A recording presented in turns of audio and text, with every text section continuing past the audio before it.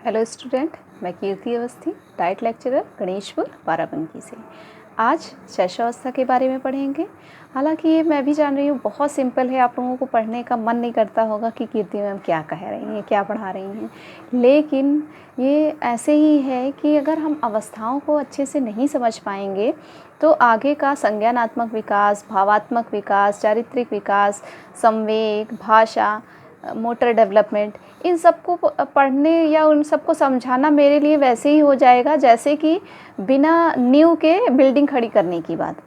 इसीलिए जो महत्वपूर्ण है, जिसके बिना काम नहीं चलना है, उसको तो पढ़ाना ही पड़ेगा, चाहे वो जितना भी सिंपल और साधारण क्यों ना हो। आइए देखते हैं, पहली अवस्था मैंने कौन सी बताई थी आपको? शैशवावस्था। इसका समय पीरियड क्या था? जन्म से 5 वर्ष तक, है ना। अब सबसे पहले देखते हैं कि इसको और किन किन नामों से जाना जाता है। इसको कहा जाता है, सबसे पहले तो इसको जीवन का ऊषा काल कहा गया है। जीवन का ऊषा काल। अच्छा, जीवन का ऊषा काल क्यों कहा है? ऊषा मतलब सवेरा, है ना। तो जीवन की शुरुआत कहाँ से होगी? क्योंकि सुबह या ऊषा से ही पूरे दिन की शुरुआत होती है, वैसे ही जीवन की शुरुआत किससे होती है?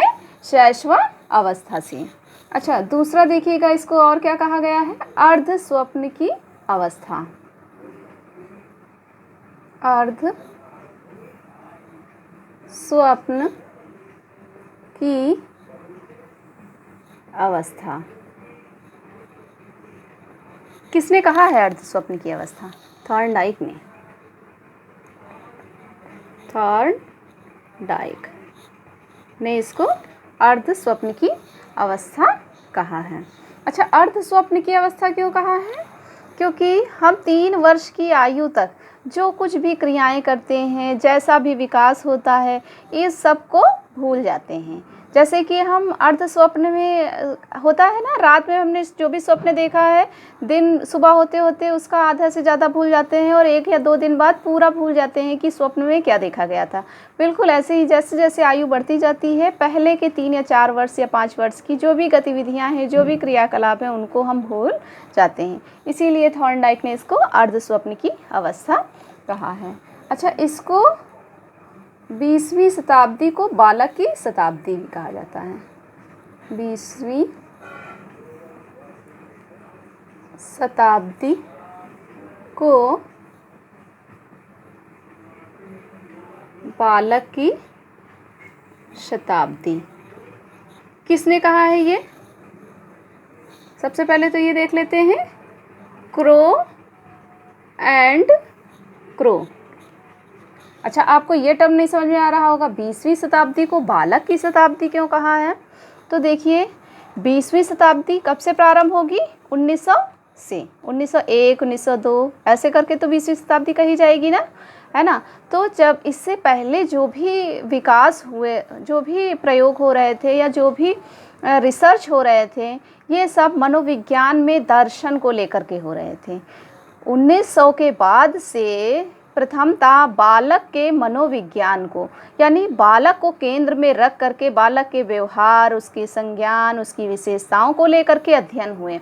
और बहुत सारे अध्ययन हुए, जैसे पावलोव का अध्ययन हो गया, जीन पियाजे का हो गया, टर्मन का हो गया, स्ट्रॉन्ग का हो गया, वॉटसन का हो गया, जितने भी हम मैक्सिमम देखते हैं जो, वो सब 1900 से लेकर के 2000 के बीच के ही हैं। इसीलिए, और वो 1901 से लेकर के और सन 2000 तक की शताब्दी को क्या कहा गया? 20वीं शताब्दी। इसीलिए क्रो एंड क्रो ने 20वीं शताब्दी को बालक की शताब्दी नाम दिया है।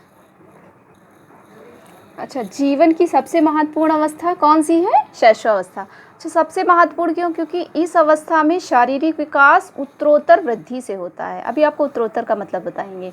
फिर उसके बाद गुड एनफ, एक मनोवैज्ञानिक हैं, गुड एनफ, इन्होंने क्या कहा है कि बालक का जितना भी विकास होना है, उसका आधा 3 वर्ष की आयु में हो जाता है। उसका आधा 3 वर्ष की आयु तक हो जाता है। इसी प्रकार से गैसल एक मनोवैज्ञानिक है, इसको अपनी कॉपी में नोट कर लीजिएगा। इन्होंने कहा है कि बालक का जितना विकास प्रथम 6 वर्ष में होता है उसका आधा आगे के 12 वर्ष में होता है। यानी आप समझ लीजिए 6 वर्ष जो पहले के हैं वो बहुत ही महत्वपूर्ण है, जो शैशवावस्था के अंतर्गत आते हैं, और उसके बाद के 12 वर्ष यानी 18 वर्ष तक की बात की गई है। जितना इसमें होगा उसका भी आधा विकास जो है 18 वर्ष तक होगा, और जितना तब तक की होगा उसका 1/4 पूरे जीवन होगा। यानी विकास की गति फिर धीरे धीरे मंद होती चली जाएगी, है ना। तो यहाँ पर हमने देखा कि शैशवावस्था को जीवन का उषा काल, अर्ध स्वप्न की अवस्था, 20वीं शताब्दी को बालक की शताब्दी, जीवन की सबसे महत्वपूर्ण अवस्था, और गुड एनफ ने क्या कहा था कि 3 वर्ष की आयु तक जितना भी विकास होना है उसका आधा हो जाता है। गैसल ने क्या कहा कि प्रथम 6 वर्ष में बालक का विकास आगे के 12 वर्ष की अपेक्षा ज़्यादा होता है। इसी प्रकार से फ्रायड ने कहा है, मनोवैज्ञानिक फ्रायड, इनका देखिए कथन बहुत ही महत्वपूर्ण है और बहुत ही फेमस है। इन्होंने कहा है कि बालक को जो कुछ भी बनना है वह 4-5 वर्ष की आयु में ही बन जाता है। अभी आप लोग कहेंगे कि 4-5 वर्ष की आयु में कैसे कोई कुछ भी बन सकता है। देखिए, जब बालक की बुद्धि का विकास 80% से ज़्यादा हो रहा है, शारीरिक विकास उत्तरोत्तर वृद्धि से हो रहा है, तो उसके जीवन की आधारशिला नींव तो यही है, और यहाँ पर ही वह प्रदर्शित कर देता है कि वह भविष्य में किस प्रकार का जो है व्यक्ति बनेगा। और इसीलिए जो है यह अवस्था पूरे जीवन काल की सबसे महत्वपूर्ण अवस्था कही गई है। आइए देखते हैं इसकी कुछ विशेषताएं। देखिए, सबसे पहली इसकी जो है विशेषता क्या कहलाती है? अपरिपक्वता। यानी अपरिपक्व होता है, मांसपेशियां अपरिपक्व होती हैं, मस्तिष्क अपरिपक्व होता है, सोचने की क्षमता अपरिपक्व होती है, तर्क चिंतन, ये सब अपरिपक्वता को दर्शाते हैं। जो है शैशवावस्था में अगर जो है बालक को हम क्या, जैसे 6 महीने का बालक, उसको खड़ा करेंगे, क्या खड़ा हो पाएगा? नहीं, क्योंकि उसकी मांसपेशियां अपरिपक्व हैं। इसी प्रकार से अगर 3 वर्ष के बालक को हम कंप्यूटर सिखा दें मान लीजिए, तो एक समय तो वो शौक में जो है कीबोर्ड को चलाता रहेगा, लेकिन क्या उसको 2 वर्ष बाद वो कंप्यूटर अगर प्रैक्टिस नहीं किया याद रहेगा? नहीं, क्योंकि मस्तिष्क उस समय अपरिपक्व था। तो इसलिए उस अवस्था में अपरिपक्वता के लक्षण दिखाई देते हैं। दूसरा है पराश्रितता। पराश्रितता नाम से स्पष्ट है, दूसरों पर आश्रित, यानी दूसरों पर आश्रित होना।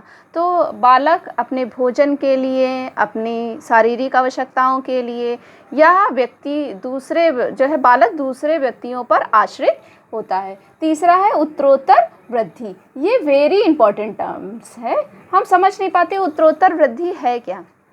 देखिए, उत्तरोत्तर वृद्धि यानी कि द्विगुणित वृद्धि। जैसे कि इसको एक छोटे से उदाहरण के रूप में समझेंगे। बालक का जन्म के समय वजन कितना होता है? 3.5 kg या 7 से 8 पाउंड, है ना। तो यह जन्म के समय है। 6 माह में कितना हो जाएगा? 6 माह में यह 2 गुना हो जाएगा, 2 गुना। तो 2 गुना कितना हो गया? 7 kg। अच्छा, 1 वर्ष का जब तक बालक होगा तब ये कितना हो जाएगा? 3 गुना। अब 3 गुना हो गया, यानी जन्म से 3 गुना।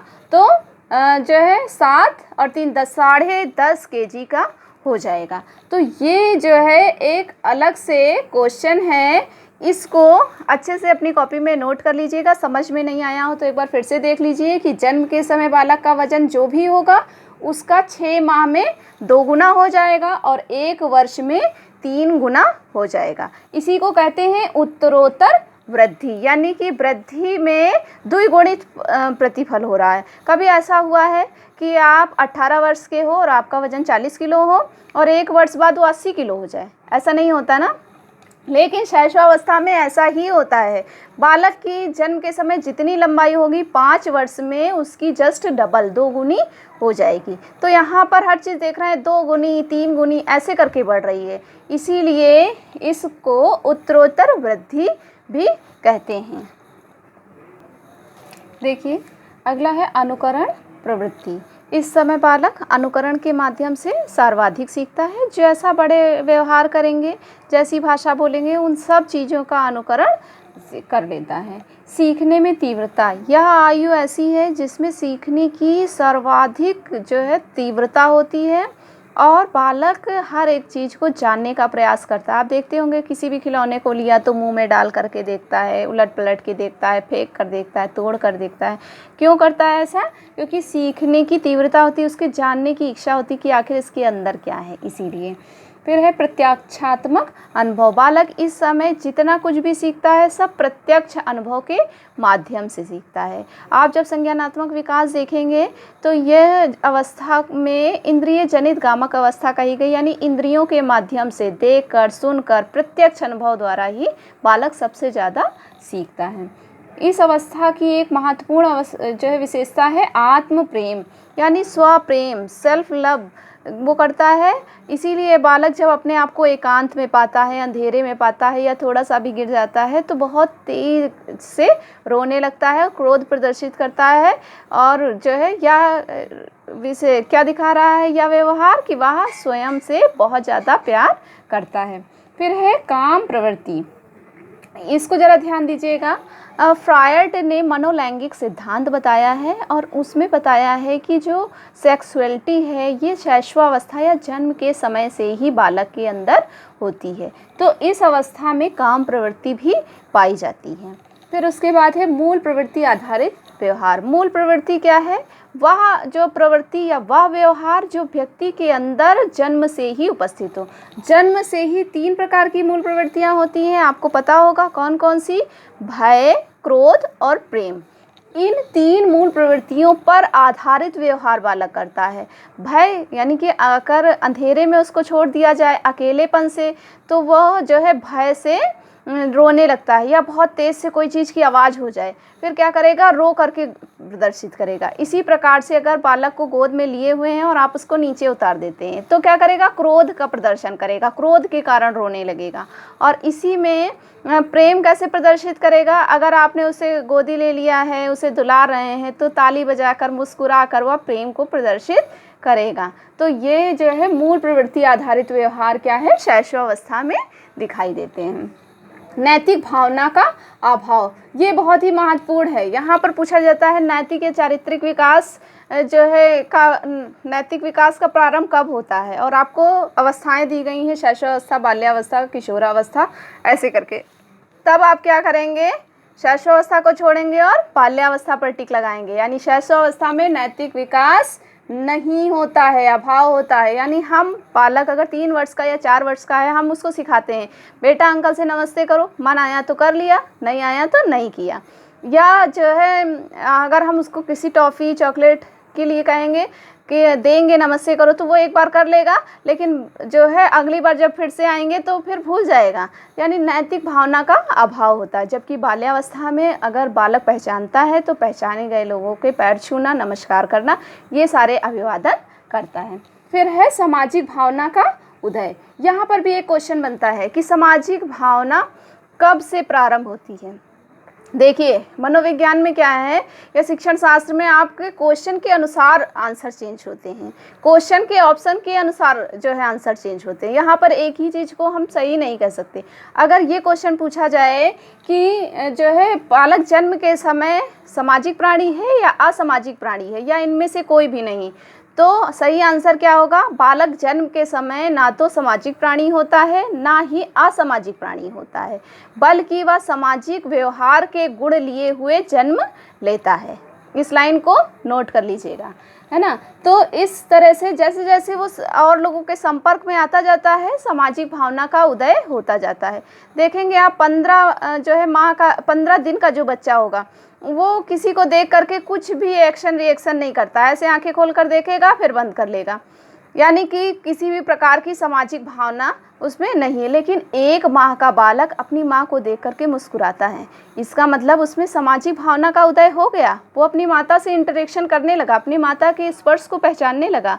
इसी प्रकार से प्रतिदिन देखने वाले व्यक्ति को 6 माह की आयु तक वो पहचान जाता है अच्छे से कि कौन उसके पिता हैं या कौन पड़ोसी हैं, कौन आता है। और जो अजनबी कोई व्यक्ति आ जाता है तो रोने लगेगा या मुंह घुमा लेगा। तो यह सारे व्यवहार क्या प्रदर्शित करते हैं कि बालक में सामाजिक व्यवहार का उदय हो गया है। स्नेह की चाह, बालक में इस अवस्था में स्नेह की चाह होती है। वो जिससे प्यार दुलार पाता है उसकी तरफ ज़्यादा अट्रैक्ट होता है, उसके पास ज़्यादा चिपका रहता है। और जो यदि डांट दीजिए, आप 7 महीने के बच्चे को एक बार डांट के देखिए, डांट देंगे तो थोड़ी देर के लिए पहले तो बहुत तेज़ रोएगा, फिर जल्दी से आपके पास आएगा नहीं, फिर उसको प्यार करेंगे तब आएगा। तो इसका मतलब क्या है कि बालक के अंदर स्नेह या प्रेम की भावना भी पाई जाने लगती है। फिर है क्रिया में आवृत्ति। ये क्या बताता है कि बालक जिस प्रकार की क्रिया को सीखता है, जिस प्रकार की एक क्रिया को कर लेता है, उसको इतना इंटरेस्ट आता है कि उसी क्रिया की बार बार आवृत्ति करता है। जैसे अगर बालक ने ताली बजाना सीखा है तो बार बार ताली बजाएगा, चलना सीखा है तो बार बार दौड़ के चल के उसको प्रदर्शित करेगा। और यही बार बार आवृत्ति के कारण ही जो भी व्यवहार में परिवर्तन होते हैं वह स्थायी हो जाते हैं, यानी एक तरह से यह अभ्यास के द्वारा सीखा गया होता है। तो ये सारी विशेषताएं शैशवावस्था की हैं। इस पे कैसे क्वेश्चन आएंगे, कोई एक विशेषता आपसे पूछेगा कि ये किस आयु की विशेषता है, या ये पूछ सकता है कि शैशवावस्था की इनमें से कौन सी विशेषता नहीं है। 3 इसमें से दे दी, एक अलग से दे दी। तो ये विशेषता आपको अच्छे से समझ आ गई होंगी, और नहीं आई हो तो 2-3 बार आप इसको पढ़ेंगे, आराम से समझ आ जाएंगी। Okay, thank you.